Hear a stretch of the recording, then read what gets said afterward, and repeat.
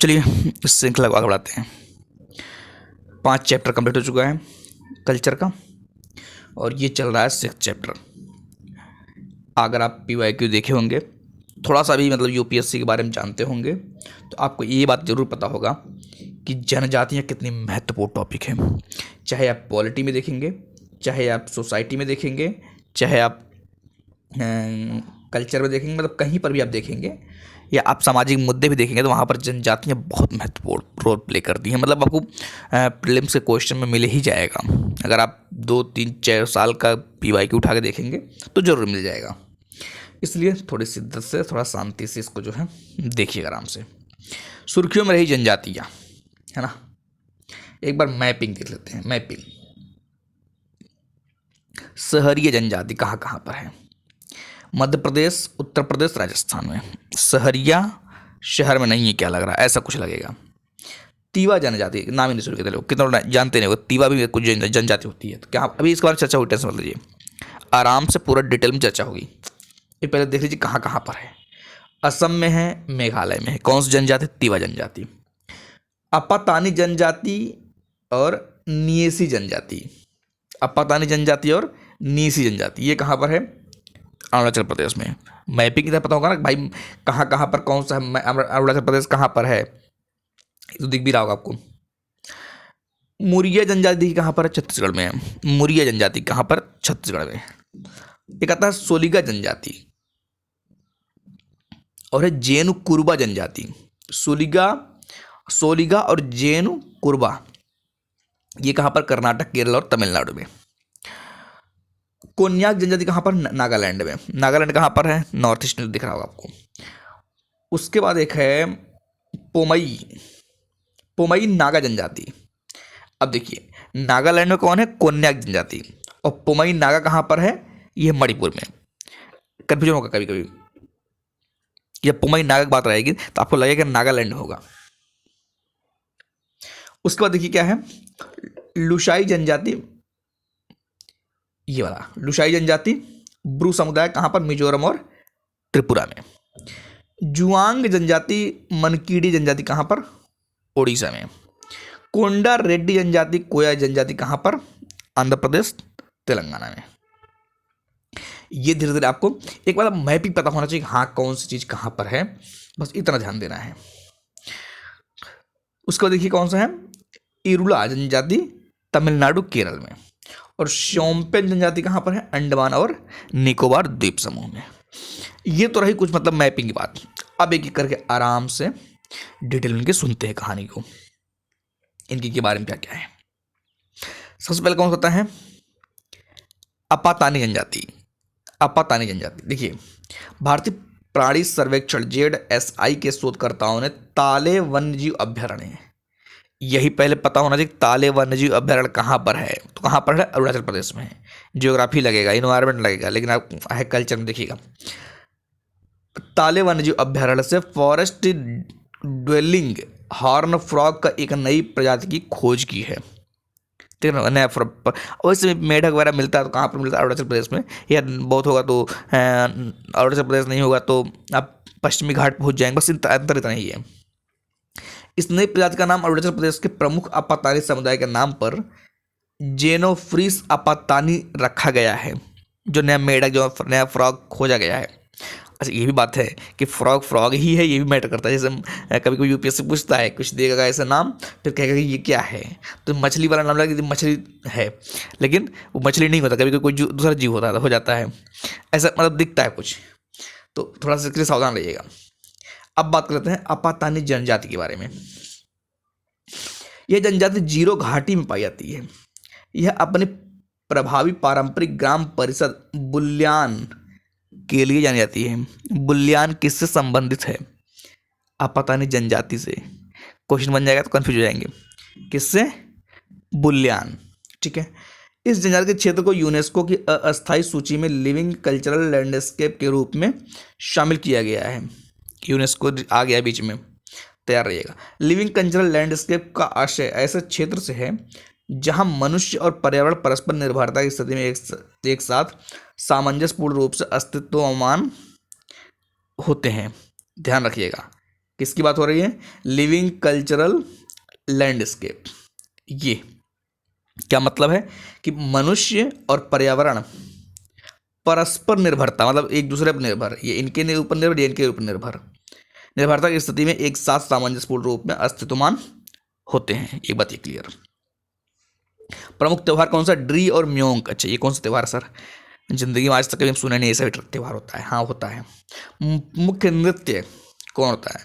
दमिंडा और प्री नृत्य। Sir prelim से निकालने के लिए हम तैयारी कर रहे हैं, आप प्री बोल रहे हैं। हाँ मैं बोल रहा हूँ, सुन लीजिए आराम से।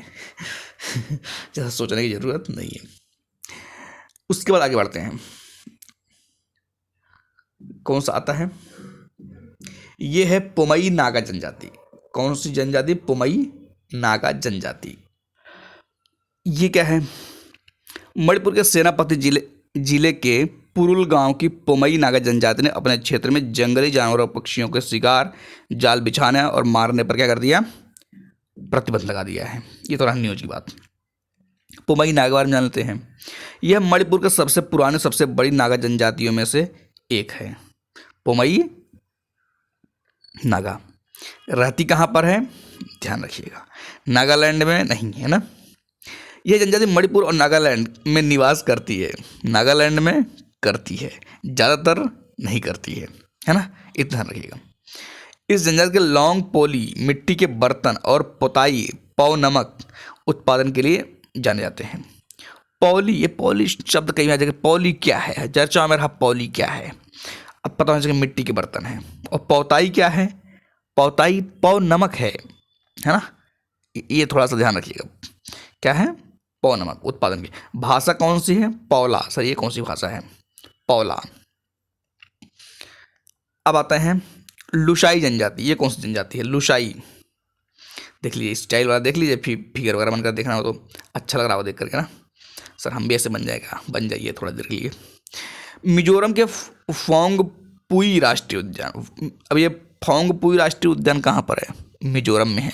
कहाँ पर है? मिजोरम। ध्यान रखिएगा, फोंगपुई में एक दुर्लभ अर्ध परजीवी स्थलीय पादप फेथिरोस्पर्मम लुशाई ओरम है ना, लुशाई ओरम पाया गया है। लुशाई ओरम का नाम मिजोरम की लुशाई जनजाति के नाम पर किस पर रखा गया? मिजोरम की लुशाई जनजाति के नाम पर रखा गया है। लुशाई जनजाति के बारे में देख लीजिए क्या है। यह कुकी चिन जनजाति समूह के अंतर्गत आने वाली, किसके? कुकी चिन जनजाति समूह के अंतर्गत आने वाली एक जनजाति है। नस्लीय रूप से इन्हें मंगोलायड मूल के अंतर्गत माना जाता है। किसके अंतर्गत? मंगोलायड के। ध्यान रखिएगा। इनका मुख्य व्यवसाय क्या है? झूम और संतरे की खेती। संतरे खेती करते हैं, झूम खेती करते हैं। लुशाई को हेड हंटर समुदाय के नाम से भी जाना जाता है। हेड हंटर, गर्द काट गले हेड ही काट देंगे, ऐसा कुछ है क्या? बांस नृत्य, चैरो नृत्य इनका लोकप्रिय नृत्य है। बांस नृत्य मतलब बांस का नृत्य करते हैं। थोड़ा सा ऐसे गेस बनाए रखिए, तुक्का मारने में कब आएगा नहीं याद रहेगा तो। कोन्याक जनजाति। कौन सी जनजाति है? कोन्याक जनजाति। इसमें क्या है जरा देखिएगा। कोन्याक समुदाय की शीर्ष संस्था कोन्याक यूनियन ने गूगल मैप पर दिखाई गई गलत सीमा रेखा को सुधारने के लिए नागालैंड सरकार से हस्तक्षेप करने की मांग की है। कौन? कोन्याक जनजाति। कोन्याक जनजाति के बारे में देखिएगा है। यह मंगोलायड मूल से संबंधित जनजाति समूह है। किस संबंधित है? मंगोलायड। अभी इसके पहले मंगोलायड से चर्चा हुई है। ईसाई धर्म अपनाने से पहले वे प्रकृति के विविध रूपों की पूजा करते थे। इस प्रकार वे सर्वात्मवाद का पालन करते हैं। सर्वात्मवाद। कोन्याक भाषा चीनी तिब्बती भाषा कुल के साल उपकुल की उत्तरी नागा उपशाखा से संबंधित है। कोन्याक जनजाति के लोगों को पहले हेड हंटर्स के नाम से इनको भी हेड हंटर नाम जाना जाता था। इस जनजाति में पितृसत्तात्मक सामाजिक व्यवस्था प्रचलित है। कौन सी व्यवस्था? पितृसत्तात्मक। ये भी थोड़ा सा कुछ मन करे, आप पॉइंट ध्यान रखिएगा। नीसी जनजाति। ये कौन सी जनजाति है? हाल ही में कबक यानो माउंट एवरेस्ट पर चढ़ने वाली अरुणाचल प्रदेश की नीसी जनजाति की पहली महिला बन गई। नाम क्या है? कबक यानो। क्या सर गजब गजब का नाम रखते हैं। कबक यानो, बक कर दे क्या? नहीं, कबक ही याद रखिएगा। नीसी जनजाति के बारे में क्या है देखिएगा। इस जनजाति को पहले डफला के नाम से, किसके नाम से, डफला, अच्छा, नीसी को पहले डफला जब बोलते थे। यह अरुणाचल प्रदेश का सबसे बड़ा नृजाति समुदाय है। नीसी समाज न तो जाति व्यवस्था पर आधारित है और न ही वर्गों में विभाजित है। देख रहे ना, नीसी समाज जाति व्यवस्था पर आधारित नहीं है, न ही वर्गों में विभाजित है, ये भी ध्यान रखिएगा। इस जनजाति में बहुपत्नित्व विवाह, क्या बात है सर, पॉलीगिनी का नियम प्रचलित है, मतलब कि बहुत सी पत्नियां आप रख सकते हैं, 1 2 4 10 15, सर इतना ज़्यादा मत बोलिए। यह समुदाय लोंगटे उत्सव, ये कौन सा उत्सव सर, लोंगटे उत्सव, नए कृषि मौसम का प्रतीक मनाता है। लोंगटे उत्सव है ना, तो याद रखिएगा कौन सा, एक मन करे याद रखिए, बहुपत्नित्व विवाह ये, और एक जो है लोंगटे उत्सव। यह समुदाय मानता है कि वे अबोतानी, कौन तानी, अबोतानी, पृथ्वी पर पहले इंसान की संतान के वंशज। अच्छा, ये भी मानते हैं कि जो पहले इस इंसान के संतान के बच्चे हैं, अच्छा इंसान की संतान है ना, उनके वंशज हैं। इस कारण से नीसी आदि, गालो, अपतानी इत्यादि स्वयं को तानी जनजाति समुदाय कहते हैं। गालो, अपतानी, आदि, न्यासी, समझ रहे ना, कभी कभी ये सब पूछता है यूपीएससी, तो ये भी थोड़ा सा जो है ध्यान रखिएगा। उसके बाद कौन सा है, ये देखते हैं, ब्रू समुदाय। सर ये कौन समुदाय, ब्रू समुदाय, देखिएगा आराम से। त्रिपुरा में पहली बार ब्रू समुदाय ने लोकसभा चुनाव में अपने मताधिकार का प्रयोग किया। क्या बात है, मतलब कि इनका अलग दुनिया चल रहा है, पहली बार लोकसभा अपने मताधिकार का प्रयोग किए हैं। अच्छा, अब ब्रू समुदाय के बारे में जरा देख लेते हैं, ब्रू समुदाय है क्या। ब्रू समुदाय को रियांग के नाम से भी जाना जाता है, किसके नाम से, रियांग। सर ये कौन सा रियांग, नाम गजब का है, याद रखिएगा। यह समुदाय ऐतिहासिक रूप से मिजोरम, त्रिपुरा और दक्षिणी असम के कुछ हिस्सों में रहता आ रहा है। ठीक है, त्रिपुरा में रियांग को विशेष रूप से कमजोर जनजाति समूह पीवीटीजी के रूप में वर्गीकृत किया गया है। त्रिपुरा में किसको, रियांग को, है ना। ये मिजोरम की मिजो जनजाति से नृजातीय रूप से भिन्न है। गौरतलब 1997 में मिजो जनजाति के साथ नृजातीय संघर्ष के बाद 30,000 से अधिक ब्रू मिजोरम से पलायन कर गए थे। उन्हें त्रिपुरा के शरणार्थियों शिविरों में रहने के लिए मजबूर होना पड़ा था। सर मजबूर होना पड़ा था। 2020 में क्या हुआ फिर, 2020 में केंद्र सरकार, त्रिपुरा और मिजोरम की सरकारों तथा ब्रू रियांग प्रतिनिधित्व ने एक चतुष्पक्षीय समझौते पर हस्ताक्षर किए थे। अच्छा, इस बात है। इस समझौते में क्या हुआ, त्रिपुरा में ब्रू शरणार्थियों को अस्थायी रूप से बसाने पर सहमति बनी। अस्थायी रूप से बसाने की बात हो रही, ठीक है। ये किस बात रही, किसके बारे में, ब्रू समुदाय के बारे में। अब बात कर लेते हैं तीवा। सर ये तीवा क्या है, तो नाम किसी का लग रहा है, ये जनजाति है। तीवा में क्या है देखते हैं, पहले तो न्यूज क्या था। हाल ही में पूर्वोत्तर भारत की तीवा जनजाति ने अपना महत्वपूर्ण सांस्कृतिक उत्सव यांगली उत्सव, बस क्वेश्चन बनाने के लिए काफी है। यांगली किस संबंधित है बताइए, तीवा जनजाति किससे संबंधित है, तीवा जनजाति से। यह कुछ वर्षों में एक बार मनाया जाता है। यह अच्छी फसल पैदावार होने के लिए देवी लक्ष्मी को प्रसन्न करने हेतु मनाया जाता है। किसके लिए, देवी लक्ष्मी को प्रसन्न करने के लिए, ठीक है। अब बात करें थोड़ा सा तीवा जनजाति के बारे में, इसके बारे में क्या है थोड़ा ये भी देख लेते हैं। भौगोलिक निवास क्षेत्र, यह एक नृजाति समूह है जो मुख्य रूप से असम और मेघालय के क्षेत्रों में निवास करती है। कहाँ करती है, असम एवं मेघालय, दोनों कहाँ पर, नॉर्थ ईस्ट में। यह अरुणाचल प्रदेश, मणिपुर और नागालैंड के कुछ हिस्सों में भी पाई जाती है, मतलब थोड़ा बड़ा मिलते हैं हर जगह। अब ऐसा कहीं पर क्रिटिकल वर्ड यूज हो जाए तो आप उसको सावधान रहिएगा। भाषा, यह जनजाति तीवा जिसे लालुंग भी कहा जाता है, जैसे लालुंग कहा जाता है, तो हम कभी सुने नहीं, ये भाषा भी होता है। यह जनजाति तीवा भाषा बोलती है। कौन सी भाषा बोलती, तीवा। यह तिब्बती बर्मन भाषा परिवार से संबंधित है, ठीक है।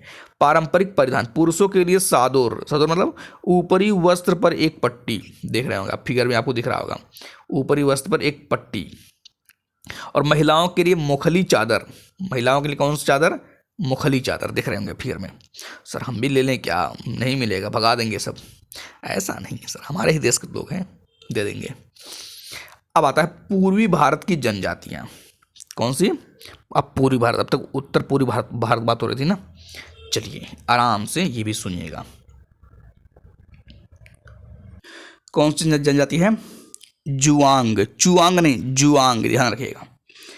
देखते इसके बारे में क्या है। जुआंग फिगर आप देखना हो, ये फिगर देख लीजिए मन करे। हालांकि गूगल पर सर्च, गूगल इस थोड़े देखते हैं, गूगल पर तो फालतू चीज़ देखते रहेंगे। गूगल पर देखा करिए जनजातियों के बारे में, थोड़ा सा अच्छा लगता है देख करके, दूसरे कल्चर के बारे में पता चलता कुछ। जिला स्तरीय समिति ने उड़ीसा के क्योंझर में रहने वाली जुआंग जनजाति को पर्यावास अधिकार प्रदान किए। कहाँ? उड़ीसा के क्योंझर में रहने वाली, ठीक है। इसके अलावा पर्यावास अधिकार प्राप्त करने वाली अन्य जनजातियों में कौन है? जाजपुर उड़ीसा में, उड़ीसा की जौंग, जाजपुर उड़ीसा की जौंग, देवगढ़ उड़ीसा की पौड़ी भुइया, है ना, मध्य प्रदेश की भारिया पीवीटीजी तथा छत्तीसगढ़ की कमार पीवीटीजी और बैगा पीवीटीजी आदि शामिल है। पीवीटीजी के बारे में अच्छे से पढ़ लीजिएगा।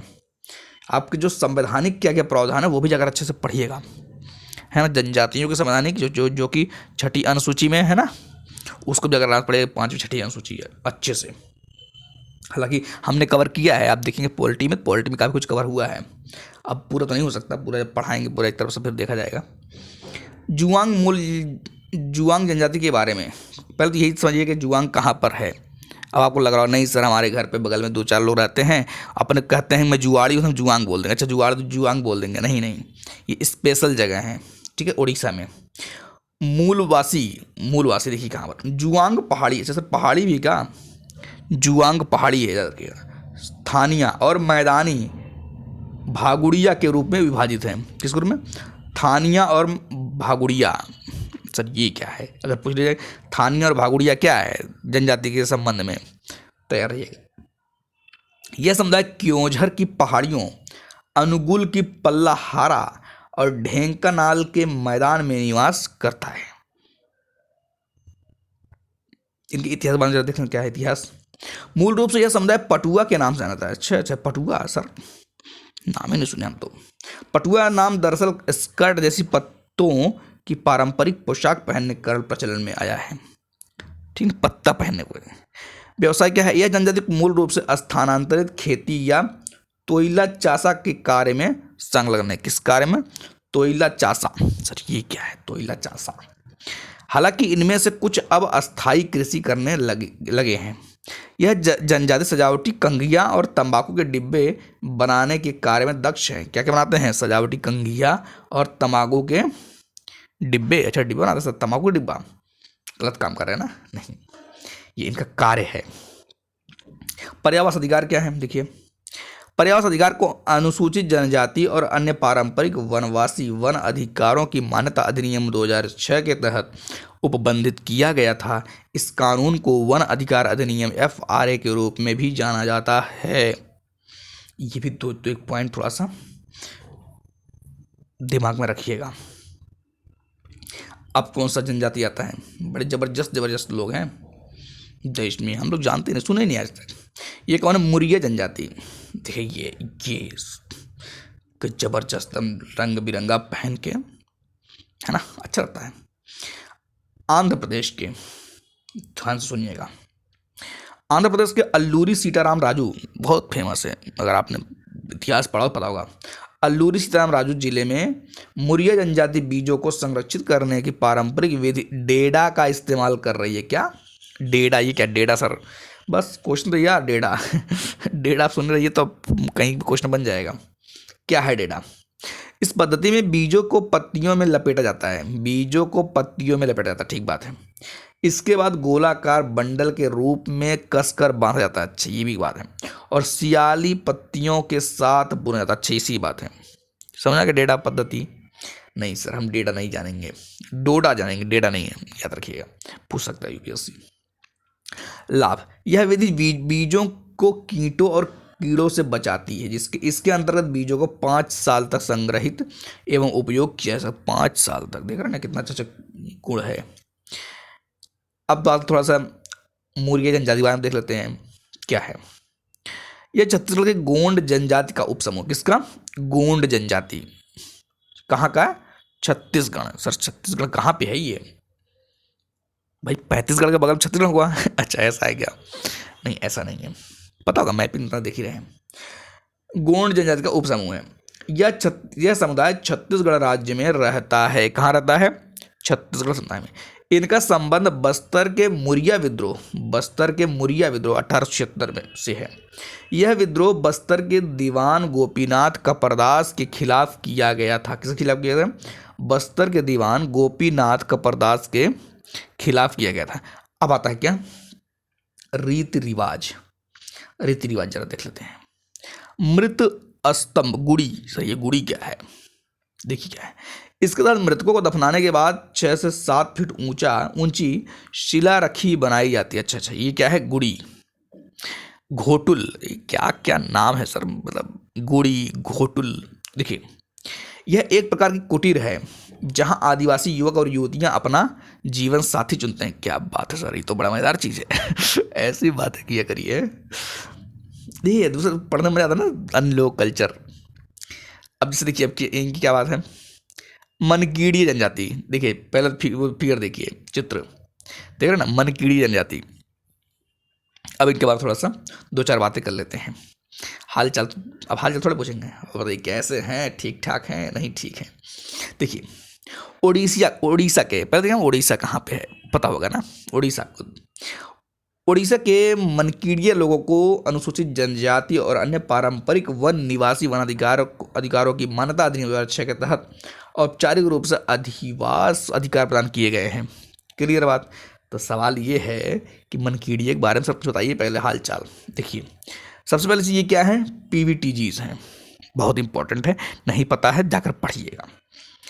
यह बिरहोर जनजाति का एक अर्ध घुमंतु वर्ग। घुमंतु सर घूमते खूब है, मजा आता घूमने में इनको, बस याद रखिए ऐसे। यह समुदाय बंदरों को पकड़ने, बंदर पकड़ते हैं सर, क्या मछली पकड़ने बंदर पकड़ रहे हैं, तथा छोटे पक्षियों जीवों को जाल में फंसाने की अपनी कुशलता के लिए प्रसिद्ध। अच्छा, टैलेंटेड है इसमें, बिल्कुल टैलेंटेड है। यह जनजाति पत्तों से बनी गुंबदाकार झोपड़ियाँ। अच्छा, पत्तों से बनी। सर हम तो लगा कि पत्थर से बनेंगे, पत्तों से बना रहे हैं। जनजाति है ना, जिन्हें क्या कहते हैं? कुंभ। अच्छा सर, कुंभ जो मेला वाला क्या? नहीं, मेला वाला नहीं है, ये कुंभ अलग है ना, ये उनकी झोपड़ी की बात हो रही है। ये अपने स्वयं की एक ऐसी भाषा बोलते हैं, अपनी भाषा बोलते हैं। कौन सी भाषा बोलते हैं? जो ऑस्ट्रो एशियाई भाषा समूह की मुंडा शाखा से संबंधित है। मुंडा, सर मुंडा हमने सुना था किसी गाने वाने में था कहीं, मुंडा देखिएगा, ढूंढिएगा करें। अब आता है दक्षिण भारत की जनजातियां। सर दक्षिण भारत बात करेंगे, बिल्कुल बात करेंगे। कौन सी जनजाति है भाई?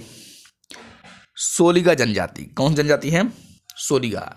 फिगर देखिए, इतना मस्त एकदम बंदर, एकदम खुश सर, फोटो आ रहा है, क्या लग रहा है मेरा? है ना, एकदम क्या कितना स्मार्ट बन जाते हैं, मजा आ जाता है, लोग देख कर खुश जाते हैं, मुझे मतलब छा गए। लेकिन पता चला उनको पढ़ना पड़ रहा, कोई देख ही नहीं रहा है, देखा ही नहीं आज तक कहीं। देखिएगा, सोलिगा जनजाति एक अलग थलग रहने वाला जनजाति समुदाय है। अलग थलग रहने वाला जनजाति समुदाय। यह जनजाति केवल कर्नाटक और तमिलनाडु, विशेष रूप से बलिगिरी रंगना पहाड़ियों और माले महादेश्वर पहाड़ियों में निवास करती। यही नहीं पता होगा कि बलिगिरी और रंगना कहाँ पर है, बिलीगिरी रंगना पहाड़ी कहाँ पर है। लग रहा है सर बिली तो सुन रहे हैं, तो गिरी बिली गिरी, अच्छा ऐसा भी है, तो गिरी हम सब जम्मू कश्मीर मार देंगे यार, तुक्का मार देते हैं सर। तुक्का मेरा बहुत तेज सही होता है, मैं जो सोचता हूँ वो सही निकलता है। बहुत सही निकल गया सही। तो ये व्यवसाय क्या है इनका? व्यवसाय और जीवन शैली, वे जंगल के मौसमी चक्र के अनुरूप खेती और शिकार करते हैं। मौसम तरह बदल जाते हैं ये लोग सोलिगा बोलते हैं। सर ये सोलिगा क्या है? जो एक द्रविड़ भाषा है। अच्छा, द्रविड़ भाषा सर। उनके पारंपरिक त्यौहार रोटी हब्बा। अच्छा, ये रोटी हब्बा सर त्यौहार है, खाना है? नहीं, रोटी हब्बा क्या है? त्यौहार है। होसा रागी हब्बा। अच्छा, हब्बा मतलब कि इनका क्या त्यौहार है, जब कोई बात होगी तो हब्बा करेंगे। देखिए कब सब में हब्बा लगा हुआ है। रोटी हब्बा, होसा रागी हब्बा, मारी हब्बा, गौरी हब्बा और कोई हब्बा नहीं, हब्बा करते रहेंगे ना। ये क्या है? त्यौहार है। अच्छा, अन्य जानकारी भी कुछ है क्या? बिल्कुल अन्य जानकारी देख लिया है। जैव विविधता एवं संरक्षण प्रयासों में सोलिगा समुदाय की महत्वपूर्ण भूमिका को मान्यता देने के लिए ततैये की एक नई प्रजाति सोलिगा सोलिगा एकरिनाटा, अच्छा एकरिनाटा का नाम सोलिगा समुदाय के नाम पर है। अच्छा, क्या सोलिगा एकरिनाटा, सर नाटा कर दे एकरी कर दे, एकरिनाटा कर देते हैं। ततैये ततैये देख रहे हैं, ततैये एक नई प्रजाति, मजा आता है ना ऐसे शब्दों को पढ़कर। सोलिगा वस्तुतः क्या टाइगर रिजर्व के अंदर रहने वाला पहला ऐसा आदिवासी समुदाय है जिसे 2001 में वन पर कानूनी अधिकार प्रदान किया गया। अच्छा, कानूनी अधिकार प्रदान किया गया, बिल्कुल बिल्कुल, इतना समझ के रखिए। कहाँ तक पहुँचे हम लोग? काफ़ी जल्दी पहुँच रहे हैं क्या? ये शायद अब कंप्लीट भी होना है, बिल्कुल कंप्लीट, 2 पेज में कंप्लीट कर देंगे। टाइम अच्छा 25 मिनट हो जाएगा आराम से। अब कौन सा था? कोंडा रेड्डी। अच्छा, कोंडा रेड्डी जनरल फिगर देखिए एकदम, मतलब क्या गजब के फिगर है। अच्छा अच्छा फीलिंग आता है ना, अच्छा लग रहा है। क्या क्या पहन लिया, नाक में देखिए, बालों में देखिए, कानों में देखिए, कपड़ा देखिए, और ये सब इतना मतलब पहनावा फोटो में केवल है, ऊपर मतलब ऊपर केवल चेहरे पर, कपड़ा ऊपर कैसे पहना वो अलग बात है, और उसमें भी एक क्यूट सी स्माइल है ना, मतलब अलग दुनिया है। ठीक है, अब इनके बारे में जानते हैं। कौन? कोंडा रेड्डी जनजाति। देखिएगा, कोंडा रेड्डी भारत जनजाति ने भारतीय लॉरेल वृक्ष से जुड़े अपने स्वदेशी ज्ञान को वन अधिकारियों के साथ साझा। अच्छा, टैलेंटेड है ये भी, ज्ञान वाले बातें करते हैं, बिल्कुल बिल्कुल। तो क्या कर रहे हैं? इंडियन लॉरेल वृक्ष से संबंधित। सर ये अभी भाई भारतीय लॉरेल, यही अपने आप में एक क्वेश्चन बन जाएगा, भारतीय लॉरेल है क्या जिन केवल ज्ञान साझा हो रहा है? सबसे पहले यार कोंडा रेड्डी के बारे में कुछ जान लेते हैं ना, जरूरी सर जानना है। अरे जान लेंगे तो अच्छी बात है ना, पड़ोसी बन जाए तब कभी। इनकी बस्तियां आंध्र प्रदेश में गोदावरी नदी के किनारे पाई। अच्छा अच्छा, कहाँ पाई थी? गोदावरी नदी के किनारे, आंध्र प्रदेश। गोदावरी कहाँ पर है? सर जम्मू कश्मीर में। अच्छा, जम्मू कश्मीर गोदावरी है। यह आंध्र प्रदेश का विशेष रूप से कमजोर जनजाति समझे, पीवीटीजी भी आ गया, पीवीटीजी में फिर पढ़िए, बहुत इंपॉर्टेंट है, इसलिए संविधान में इन लोगों के लिए प्रावधान है। यह जनजाति पोडू कृषि, सर ये कौन सा कृषि है? यह एक स्थानांतरण कृषि है, झूम वाला, याद आ गया नहीं? कौन सा कृषि करते हैं? पोडू। अच्छा, इनकी भाषा होगी, कैसे बात करते होंगे अपना ना। भारतीय लॉरेल टर्मिनलिया टोमेंटोसा। अच्छा अच्छा, ये वृक्ष है, ये वृक्ष है। देखिए वृक्ष के बारे में क्या खासियत है। यह एक प्रकार का पर्णपाती वृक्ष है, बिल्कुल नॉर्मल सी बात है। यह 30 मीटर तक बढ़ सकता है, इसमें कौन सी बड़ी बात है। ग्रीष्मकाल के दौरान यह अपने तने में जल संचित करने के, अरे भाई साहब, अपने तने में जल संचित करने की क्षमता रख लिया जाता है। ये महत्वपूर्ण बात है ना। रक्तस्राव, अल्सर, फ्रैक्चर आदि के उपचार में इस पेड़ की छाल और पत्तों का उपयोग किया था। देख रहे हैं ना एकदम। यह Indian silver oak, Indian silver oak लग रहा है ना इंपॉर्टेंट, कि हाँ किसको इंडियन सिल्वर ओक के नाम से जाना था, बस बन गया क्वेश्चन। इसकी लकड़ी का व्यावसायिक मूल्य बहुत अधिक है। अच्छा, अब क्या आता है? अब आता है इरुला जनजाति। ये क्या, इनको देखिए, इरुला जनजाति देखिए, फोटो देखकर ये अच्छा लगता है, देखिए एकदम मस्त। और इस सब चीज़ों में एक नेचुरल, जो सबसे बड़ी नेचुरल ब्यूटी क्या होती है? स्माइल, है ना, जो चेहरे पे स्माइल आती है, सबसे बेहतरीन ब्यूटी होती है वो। बाकी तो ठीक है, क्या पहनते हैं क्या नहीं पहनते, क्या खाते क्या, वो अलग अलग बात है। लेकिन एक जो नेचुरल चीज़ होती है ना, कहीं पर भी रहो दुनिया में, इनके भी तो अपने फिलोसफी होंगे, इनके अपने ज़िंदगी के तरीके होंगे जीने के। बच्चों को समझाते बेटा अच्छे से रहना, है ना, समझाते बच्चों सबको। तो खैर, कौन सा? इरुला जनजाति। सुनिए ध्यान से। इरुला जनजाति के लोगों को कई प्रकार की समस्याओं का सामना करना, बेचारे तो कष्टदायी चीज़ हो गया। यह जनजाति सांप का विष निकालने और बेचने कर रही है। भाई साहब, सांप का विष निकालने और बेचने की बात कर रहे हैं। इरुला समुदाय भारत में एंटीडॉट्स के लिए उपयोग किए जाने वाले लगभग 80% विष की आपूर्ति करके लोक स्वास्थ्य महत्वपूर्ण हुए। बहुत इंपॉर्टेंट बात हो गई यार, इरुला जनजाति तो बड़ा काम है ये। सांप ये लोग पूंछ छू ले तो भाग जाएं, हार्ट अटैक आ जाएगा तो चले जाएं ऊपर सांप को पकड़ कर। अच्छा, इनके बारे में देख ले क्या है। यह जनजाति तमिलनाडु के, बस ये भी पीवीटीजी से हैं, याद रखिएगा। यह जनजाति तमिलनाडु के नीलगिरी, नीलगिरी कहाँ पर है? नीलगिरी सर कहीं होगा नॉर्थ ईस्ट में, तमिलनाडु कहाँ पर है? साउथ में, ध्यान रखिएगा। तो नीलगिरी वहीं पर है। पूर्वज पूजा का इनके जीवन में विशेष महत्व, मतलब पूर्वजों की पूजा करते हैं। यह जनजाति कर्नाटक और केरल में भी निवास करती है, केवल तमिलनाडु में नहीं। नृविज्ञान साहित्य के अनुसार इरुला भारत की सबसे प्राचीन आदिवासी समुदायों में से एक है। इनका संबंध निग्रोडो प्रजाति अफ्रीका से विस्थापित से बताया जाता है। निग्रोडो आप जानते हो, ये इरुला भाषा बोलते हैं। कौन सी भाषा? इरुला भाषा भी है। यह भाषा तमिल लिपि में लिखी जाती है। कौन सी भाषा? इरुला। ये तो रहा कुछ बातें इनके बारे में। अब एक आता है कोया जनजाति। देखिएगा कोया जनजाति क्या है, फिगर देखिए, दादी अम्मा, राम राम। चेहरा देखिए, मतलब क्या अपने बाल में कुछ इन्होंने पहन रखा है ना, बाल में, गले में कुछ अच्छा खासा पहन रखा है कुछ, है ना, एकदम सीरियस गंभीर मुद्रा में कुछ है। हाँ, फोटो खींचा जा रहा है कि दिखना चाहिए, दुनिया देखेगी, हम बहुत सोचते हैं, है ना। चलिए आगे चलते हैं। कोया जनजाति आंध्र प्रदेश से महुआ शराब पर स्पेशल एनफोर्समेंट ब्यूरो के छापे ने कोया जनजाति को निशाना बनाया। क्या भाई साहब निशाना बनाया? कुछ तो बात होगी ना, अगर छापा पड़ा है, और वो भी कौन? महुआ शराब पर स्पेशल एनफोर्समेंट ब्यूरो ने छापा मारा। देखिए क्या करते हैं। गौरतलब है कि महुआ शराब बनाना कोया जनजाति की एक पारंपरिक प्रथाओं का हिस्सा। क्या बात है, महुआ का शराब बन रहा है, मजा है फिर तो। इसलिए एनफोर्समेंट ब्यूरो के छापे को कोया समुदाय की पारंपरिक प्रथाओं के खिलाफ माना जा रहा है। महुआ एक उष्णकटिबंधीय वृक्ष है। महुआ कितने लोग जानते होंगे, नहीं जानते होंगे, अरे सीजन आ रहा है महुए का, आम और महुआ। इस वृक्ष को कोया जनजाति पवित्र मानती है। इसके फूलों का उपयोग शराब बनाने में किया जाता है। भाई शराब बनाओगे तो फिर इसको अच्छा ही बताओगे, कैसे काम चलेगा। कोया जनजाति के बारे में देखिए क्या है।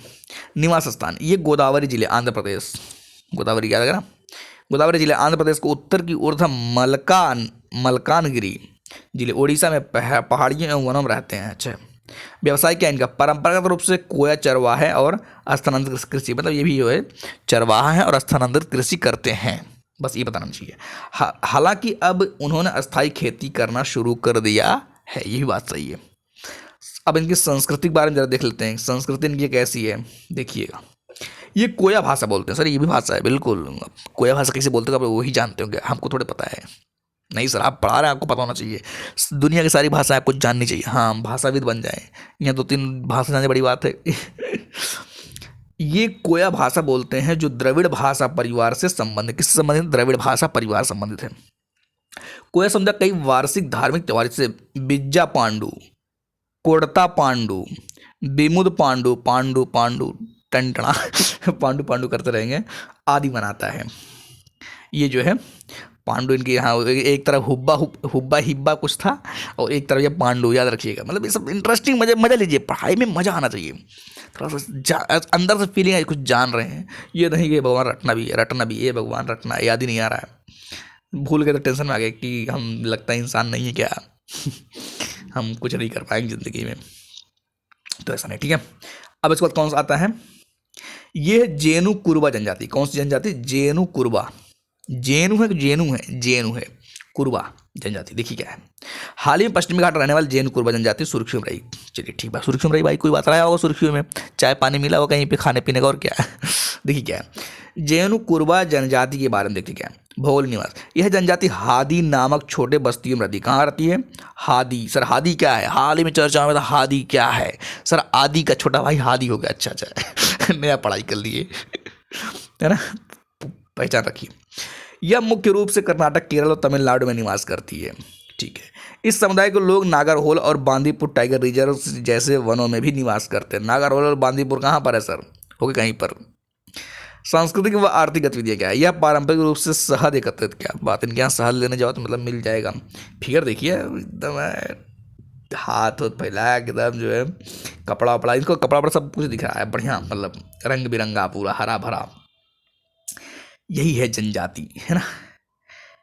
उसके बाद क्या है? सांस्कृतिक व आर्थिक गतिविधि बता दी आपको। भाषा, यह जनजाति जेनु नदी भाषा बोलती है। यह भाषा कन्नड़ के समान है। उसके बाद कौन शुरू होता है? ओ क्या हो गया, ये हटाना पड़ेगा इसको। उसके बाद देखो शुरू होता है क्या? उत्तर पश्चिमी भारत की जनजातियाँ।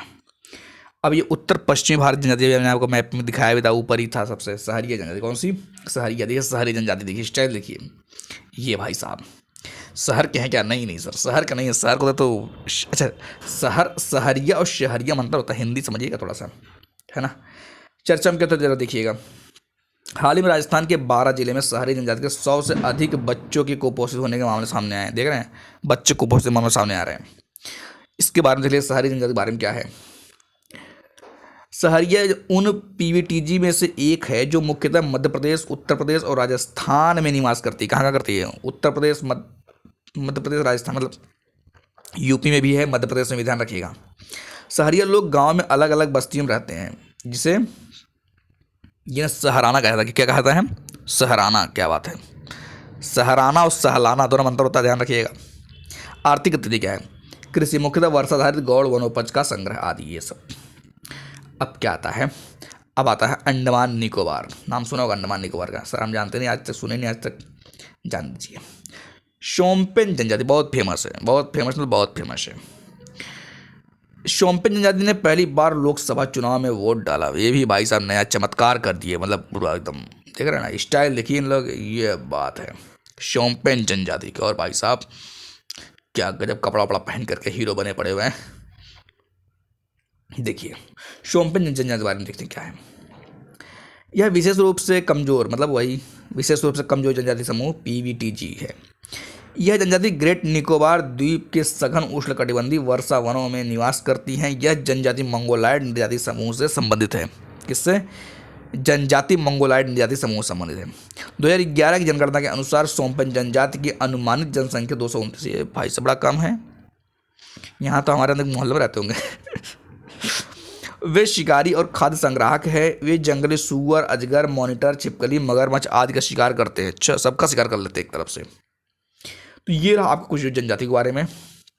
उम्मीद है कि बातें कुछ समझ में आई होंगी, कुछ याद हुए होंगे, 2-4 पॉइंट, है ना।